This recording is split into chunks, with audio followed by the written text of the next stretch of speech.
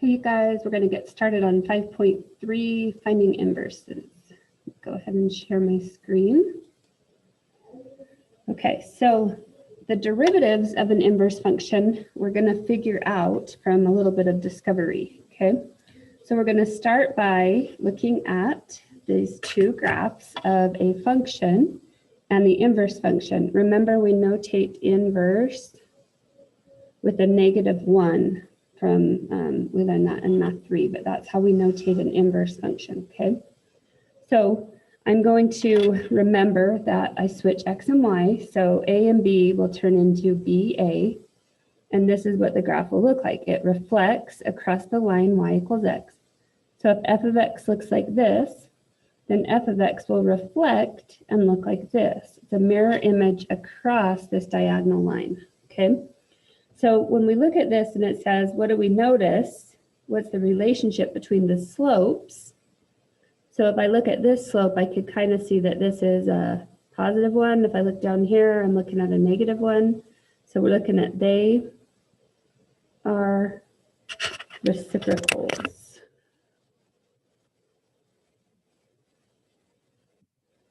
Okay, so meaning f of x equals m, and the inverse of x equals 1 over m, all right?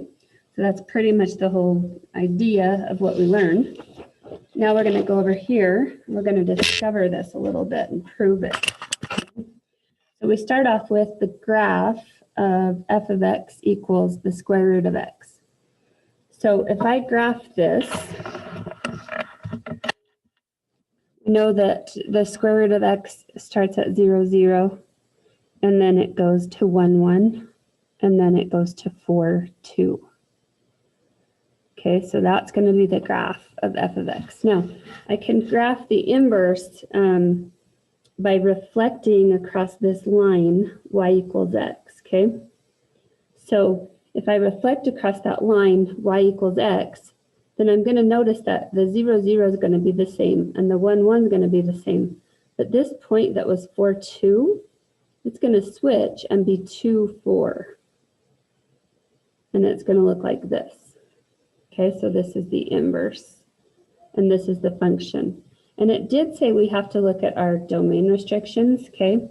Because if I find the inverse of this, I switch x and y, so I get x equals the square root of y. I square both sides, and we get x squared equals y. So y equals x squared would be this whole u like this. So I have to restrict the domain to say it's only where x is greater than or equal to 0. So anytime I have a square root graph and a quadratic graph, you're going to have to restrict that domain a little bit, okay? Otherwise, you're going to not have a inverse that's a function. So if I take the derivative of f of x, I get 1 over 2 root x. Okay, 1/2 times x to the -1/2. And then if I take the derivative of the inverse, I get 2x. So once I've taken the derivative, now we're going to go a step further and we're going to plug 4 in for f of x. So f of 4 is equal to 1 over 2 times the square root of 4, which is 1/4. Okay, so then if I go with the inverse of 2, and I want you to notice 4, 2, 2, 4, we're looking at that ordered pair, how it switches around, okay? So if I plug a 2 in, I get 2 times 2 is 4. So what conclusion can I make about these slopes? 1/4 and 4 on the inverse. They're reciprocals, right? So the same conclusion. One thing I want you to remember about this 1 over 4 and this 4 is you keep the sign the same. Okay, so when we do inverses, we switch the reciprocal, but we don't change the positive or negative. That stays the same.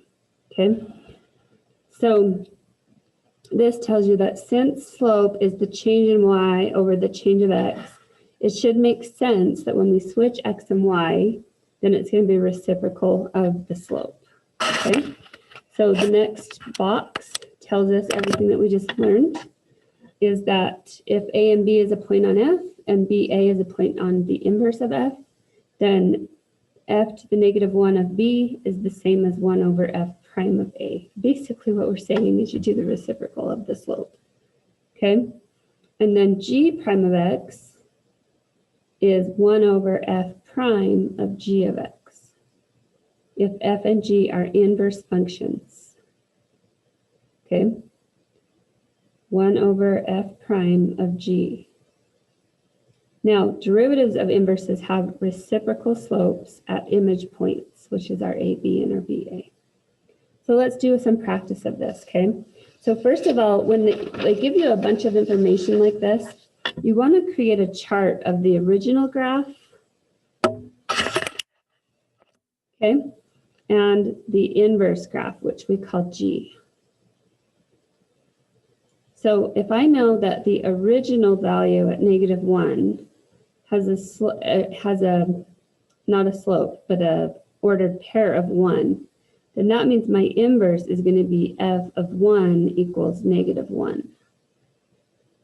Okay, or -1, 1 is the same as 1, -1. Then I know the slope at my point -1 is 3/2. So what's our slope going to be here? Just going to do the reciprocal, 2/3. Okay, F of 0 is 2, and the slope at 0 is 2. F of 1 is 5, and the slope there is 1/2. So if I flip this around and I did 2, 0, or 5, 1, I could find the slope of each of those points, 1/2 and 2. Okay, so now when they ask me for questions about it, I can say, well, what is G prime of 1? Well, that was the reciprocal of my slope. So G prime of 1, I'm looking right here, is 2/3. Okay, G prime of 2 is going to be right here. G prime just means the slope. Okay, so 1/2. And then G prime of 3, I only know 1, 2, and 5. I don't know 3. And I don't have anything with 3 over here, so I don't know. Unknown. Okay, G prime of 0, also unknown. That has to be the X value. And then G prime of 5, 5's right here, is 2. Okay, so anytime you have a problem like this where it gives you all this information, you for sure want to create a chart like this so that you don't get lost in the numbers.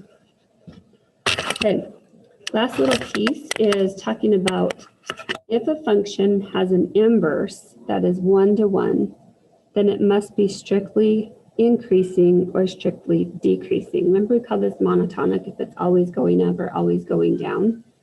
Okay, so if I look at a sign chart, I can find out where it's positive or where it's negative, and I can put restrictions on where it is increasing or where it would be 1-to-1, but it's not going to be always increasing just in that part of the graph. So let's start with F prime of X.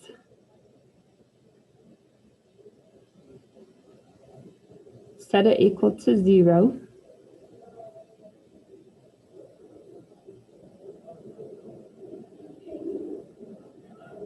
And take the square root. Okay, so the square root of 2 or -2. Remember when we have an x squared, we always use a plus and a minus, okay? So x equals √2 and -√2 are our critical numbers, okay? So now we're going to create an f prime number line, -√2, +√2. This doesn't have any domain restrictions, so we're just going to use those numbers. So if I plug in a number, this is a negative x cubed. Okay, so it's going to go minus, plus, minus. Now, I don't know, it's not always increasing or decreasing, okay? So if it says use this to show it's not one-to-one, then since it's not strictly increasing, so F is not strictly increasing or decreasing, okay? So it means it is not one-to-one. When we used to do one-to-one functions, we looked at a function and we said, does it pass the horizontal line test and does it pass the vertical line test? And that would be how we could tell if it was one-to-one, okay? So this is using calculus to see if it's one-to-one now. So I look and see if it's always positive or always negative on the derivative. Okay, so but I can find an interval where it would be one-to-one. So find the largest interval containing 0. So 0 would be right in this section where it would be one-to-one. So that interval would be negative root 2 to positive root 2. Okay, that would be where it would be one-to-one.